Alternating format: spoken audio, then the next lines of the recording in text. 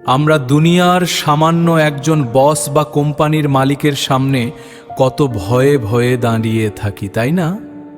তারা একবার ডাকলে আমরা সব কাজ ফেলে পাগলের মতো ছুটে যাই। তাদের একটু খুশি করতে আমরা কত কি করি, কত তেল মারি।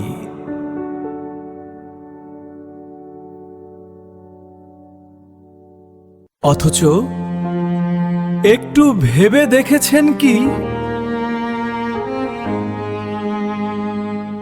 যিনি আমাদের আসল মালিক, যিনি আমাদের এই সুন্দর দেহ আর জীবন দিয়েছেন, সেই আল্লাহ তাআলা প্রতিদিন আমাদের ডাকেন।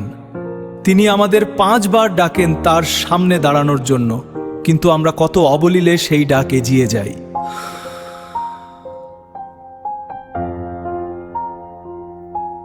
দুনিয়ার মালিকরা সামান্য ভুল করলে আমাদের বের্দে দেয়, আমাদের ক্ষতি করতে পারে, কিন্তু আমাদের মহান সৃষ্টিকর্তা আল্লাহ চাইলে এক নিমেষেই আমাদের শেষ করে দিতে পারতেন, কিন্তু তিনি তা করেন না।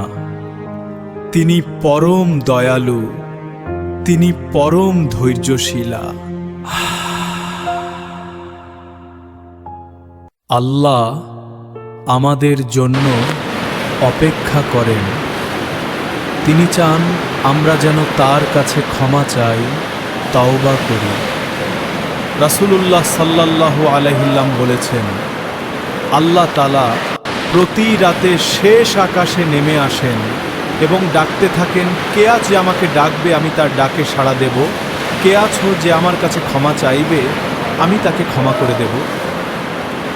দুনিয়ার মানুষের কাছে বারবার চাইলে তারা বিরক্ত হয়, কিন্তু আল্লাহর কাছে না চাইলে তিনি রাগ করেন। আসুন দুনিয়ার এই ক্ষণস্থায়ী মালিকদের গোলামি ছেড়ে সেই আসল মালিকের সামনে মাথা নত করি। তিনি আপনাকে ক্ষমা করার জন্য 2 হাত বাড়িয়ে আছেন। আপনি কি তৈরি তো তার কাছে ফিরে যেতে?